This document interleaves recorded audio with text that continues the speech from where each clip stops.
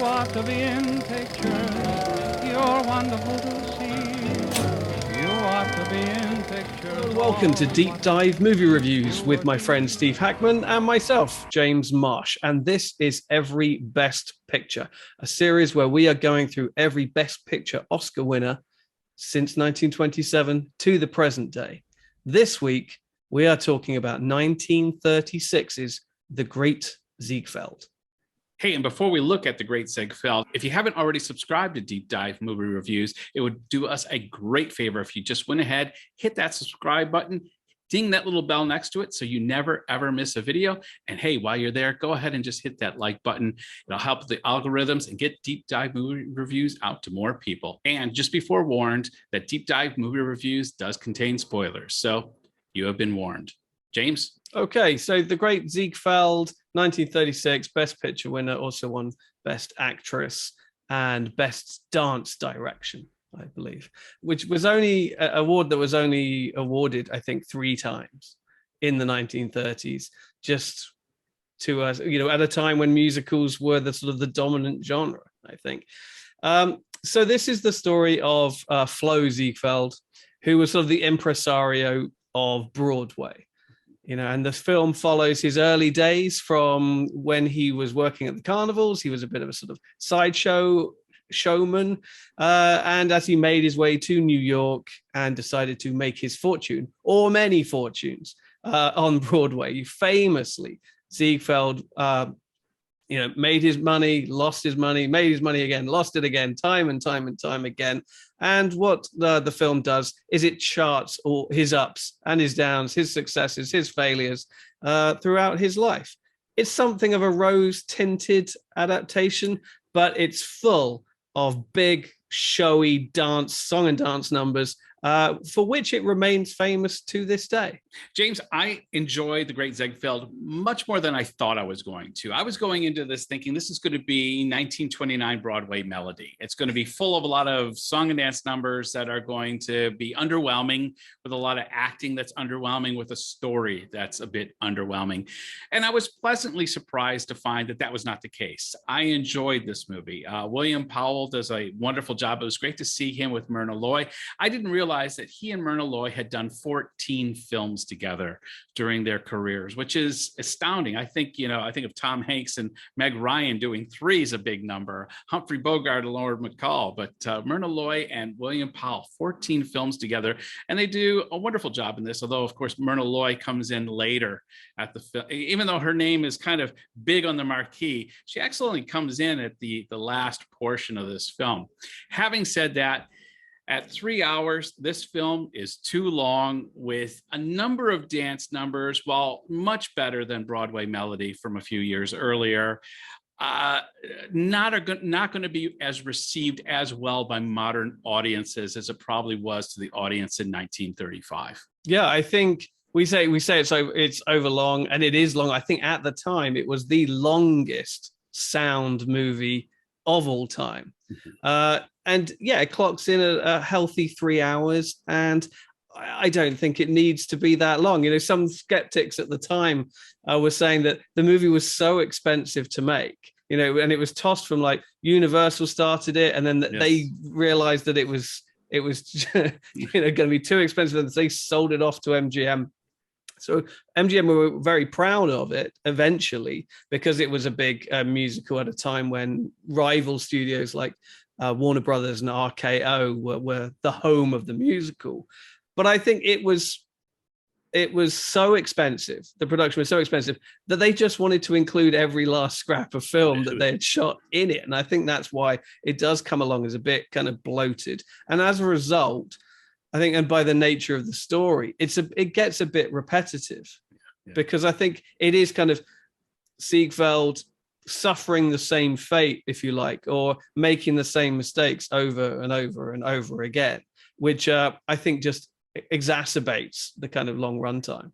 Yeah, this is a bloated movie, and some of the music numbers are quite astounding. I think that major set piece that they devised for a Pretty Girls Like a Melody, I think it clocked in at the time at like $250,000, something like that. And in today's dollars, it'd be like, you know, $2-3 million. It's just crazy the amount. I forget the exact figures, but what's interesting is there, as old as this film is, there are set pieces that are truly impressive. There are musical scores that are impressive. But having said that, I didn't mind having a remote control in my hand for a few moments too. Outrageous. But yeah, no, scandalous for sure. But no, I completely understand. I mean, yes, A Pretty Girl is Like a Melody. That whole set piece is fantastic, and I think even by today's standards, you know, it's all up there on the screen. You know, the costumes are incredible, the set design's incredible, the way the set moves, you know, and all the stage goes back and forth, and the beds come out, and then it's revealed, and there's the stairwell at the back, and the massive wedding cake, and you know, it's incredibly elaborate in a way that you essentially just had to execute it for real. Yeah. You know, there's obviously no digital augmentation or visual effects going on here. This is essentially a big, elaborate stage show that is just being filmed. That stairwell had 175 steps in it, which is just massive. But like you said, there's no CGI. You know, these days they build 20 steps and just CGI in the rest. This was just a massive piece of, I think it was like 100 tons. That's crazy. You know, it's ridiculous to conceive of anything spending that much money on sort of physical sets, working sets, you know, today. But beyond that, I think that dramatically the film is somewhat lightweight. And again, I think that's why it kind of drags. You know, the central performance by William Powell is great. And he's, you know, he comes across as a sort of quite likable guy, you know, a little foolhardy, loves the ladies a little too much. And that inevitably sort of gets the better of him time and time again. But you understand that this is a very kind of sort of rose tinted, almost sort of whitewashed portrayal of a guy who is not as nice a person as this, you know, and he was, you know, irresponsible and a gambler and a philanderer and all of these other things that are merely hinted at in the film, but were, you know, really made up and defining characteristics of his personality in real life. Well, what's interesting was watching this, I thought he's the same type of guy. I don't know if you got a chance to watch the documentary on Netflix about the Fire Festival. I think the guy's name is Billy something. And the guy's just a real entrepreneurial con man. This guy has entrepreneurial that goes to 11 and con man that goes to 11 and does the most outrageous things, making the most outrageous promises. And because he's so daring and so bold and willing to basically check his morality at the door, he's actually able to get huge funding and huge backing from people that want to participate in these massive endeavors. And as you find out in the Fire Festival, the thing collapses because under the weight of his promises and his ego, he wasn't able to keep that going. But I found myself watching William Powell's Ziegfeld under this and realizing this is basically the same guy. This is a guy that wants a big, huge show, that wants everybody in the world to come see it. He's got no money. He's lost money before, but he's going to make promises. He's going to make deals. He's going to rob Peter to pay Paul in order to make this happen. And I found myself, like you said, this is a rose-tinted view of the actual man, but I think if you scratch the surface, you can see that this guy was probably a bit of a con man and a bit of a cad. Oh, without a doubt. And I think it actually is ripe for a remake in that regard. I mean, it's all the rage right now to have these documentaries or these series or whatever about these kind of sort of tech bro hustler type people, you know, the WeWork guys or the Tinder swindler or there's a number of them going on. The Anna, what's that right name? The I know which one. The Russian heiress. Who was? There's so many of those out there at the moment that I think a story now about the real Flo Ziegfeld would really fit into that, because I think so much of it was just hot air and bluster.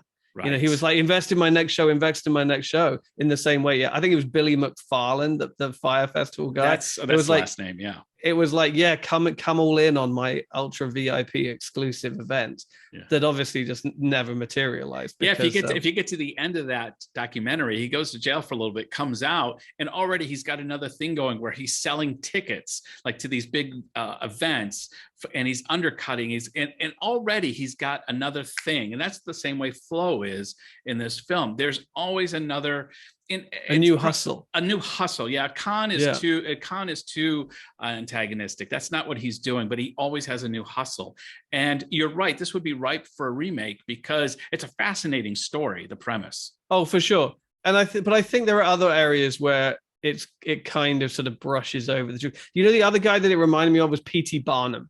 Oh, yes. P.T. Barnum, obviously, we had The Greatest Showman a few years ago, and in some ways, these are very sort of similar films. You know, they're putting all of their stake on the big song and dance numbers. You know, and it became incredibly popular for much of the same reasons that The Great Ziegfeld became incredibly popular back in '36. But in order to do that, and in order to be this big celebratory production, you need to paper over a number of the cracks when it comes to his character and his nefarious schemes and the exploitation. I don't, you know, that was very much about the exploitation of the circus acts that he brought in. Whereas with Ziegfeld, I'm not sure that was the problem so much as just his relentless squandering and philandering, as it were. And here it's seen almost like just a sort of affectionate flaw in his character. Almost, it's just like it's like he can never catch a break. Almost. No, and he seemed to be always impressed with the shiny new object. Like once he got his toy, once he got the shiny thing, it just went on the heap with his other shiny things, and he moved on to look for the next shiny thing. There was a lack of contentment with just, you know, I'm sure there's all kinds of psychological assessments that could be done about what makes a guy like that tick. Oh, sure. Yeah. And I think in many cases here, the shiny object are the girls. Yes. You know, and he sort of does say, oh, I love, you know, he loves his girls, you know, I love my girls. But it doesn't really get into the sort of the nitty gritty. I think one of the relationships, which is fictionalized in the movie because Lillian Lorraine, who was the real life partner, threatened to sue if she was mentioned in the film. And so she's kind of fictionalized as Audrey Dane, Virginia Bruce's character. But I think in real life, Ziegfeld had sort of zeroed in on Lillian Lorraine when she was about 15 years old, something like that. And so in today's parlance, that would be considered grooming, essentially. You know, this was this young sort of singer dancer girl, and he basically sort of set her up in the apartment upstairs from where he was living with his first wife, and continued to have a thing with the both of them over a number of years. So that's sort of fictionalized and is softened in this film to the point where the first wife, played by Louise Rayner, Anna Held, the first wife. She sort of walks in on him having a sort of a clinch with Audrey Dane, which we have seen in the scene leading up to it. He is innocent of. She's drunk and she's overly forward and clingy almost, and so she's all over him. And the wife walks in and goes, "Oh, this is it. I've had enough," and divorces him because of it. And in the film, he's kind of exonerated. Yes, yeah. Whereas in reality, oh no, he had a thing going with her for a very long time, and she was very young.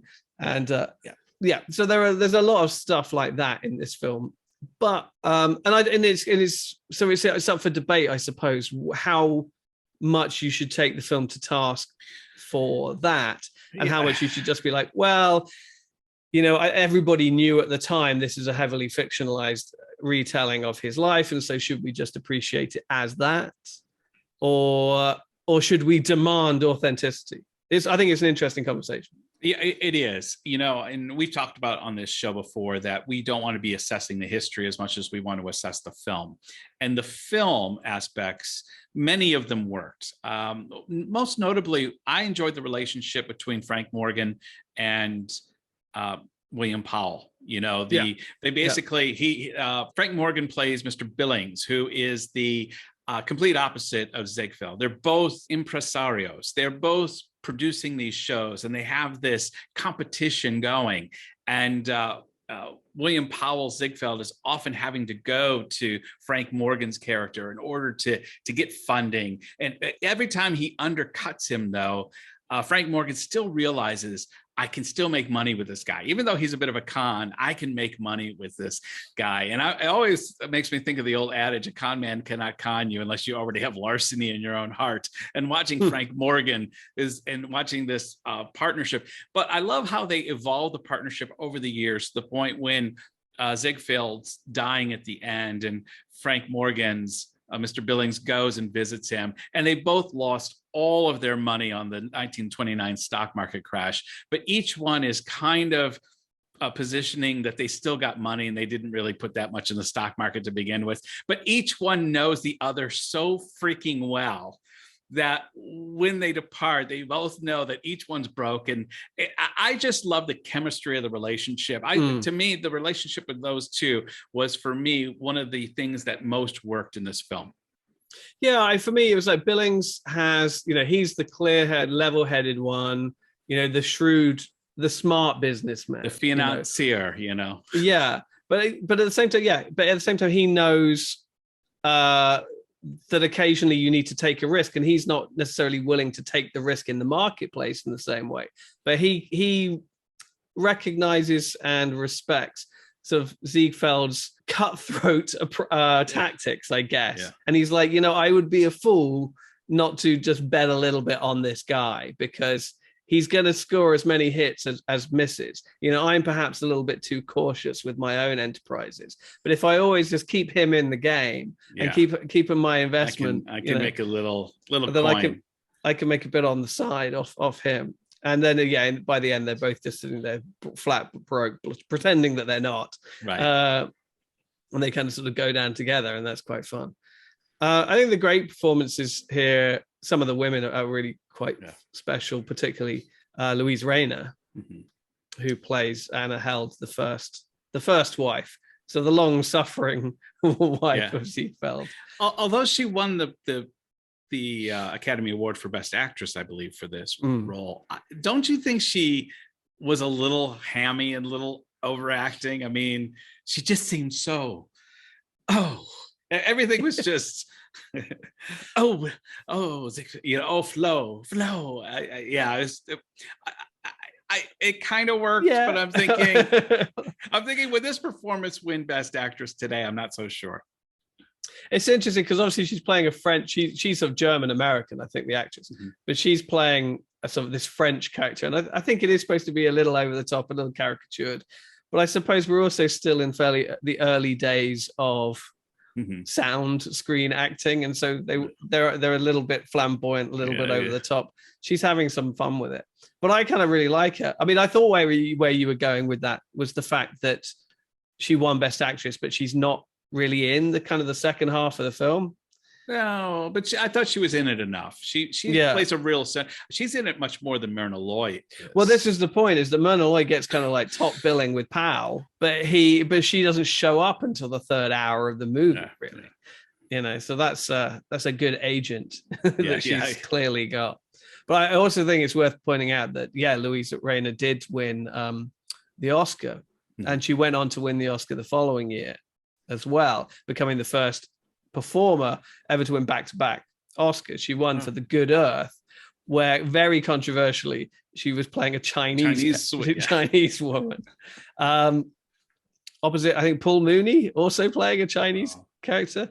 So that's interesting. Well, as you bring that up, James, we need to mention, I'm pretty sure I saw some blackface in The Great Ziegfeld.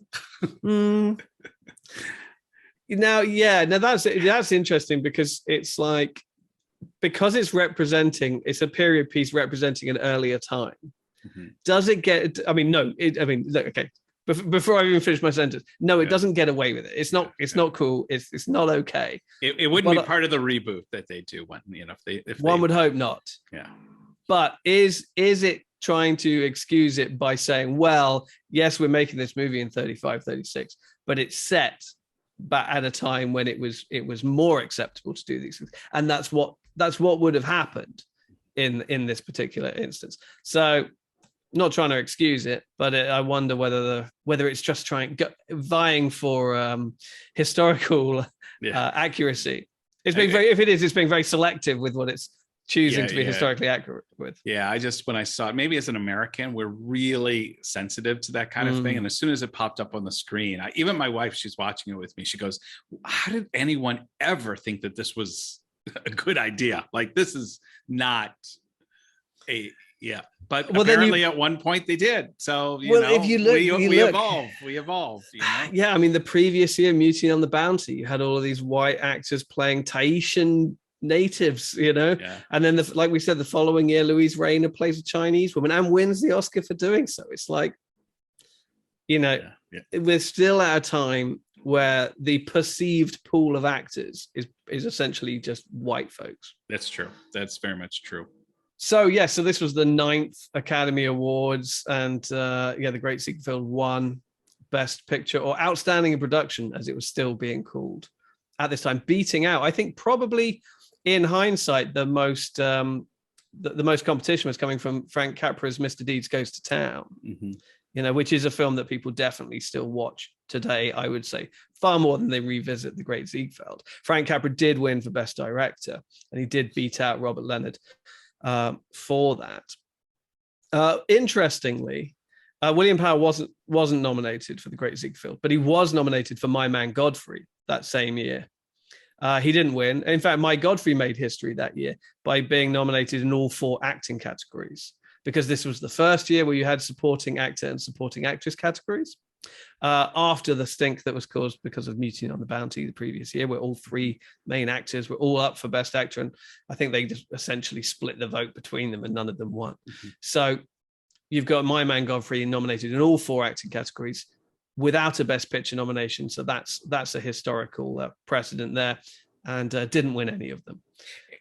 And I believe that in the deal where MGM got The Great Ziegfeld from Universal, when they bought it out, part of the deal was that William Powell would do My Man Godfrey for Universal. So in the end, he ended up getting his Oscar because he was loaned out from MGM to do it, I believe.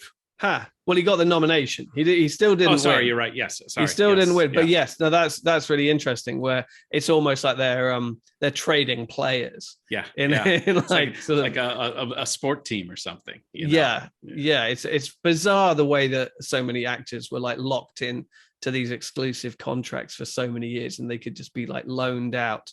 And occasionally you see it in the credits would be like, with the kind participation of so and so from Universal or whatever. But yes, and as I said, the third award that The Great Ziegfeld won was Best Dance Direction, something that was very quickly discontinued, beating out Swing Time, among other things. And then there was also a Best Assistant Director award that went to Charge of the Light Brigade's Jack Sullivan that year.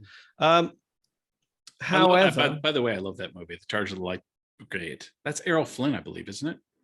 I'm not sure if I've seen that one, but it sounds about right that it would be. Yeah, it's been years since I've seen it. So when I say that, but I liked that as a young man watching it with my dad. I need to look it up. I think it's Errol Flynn.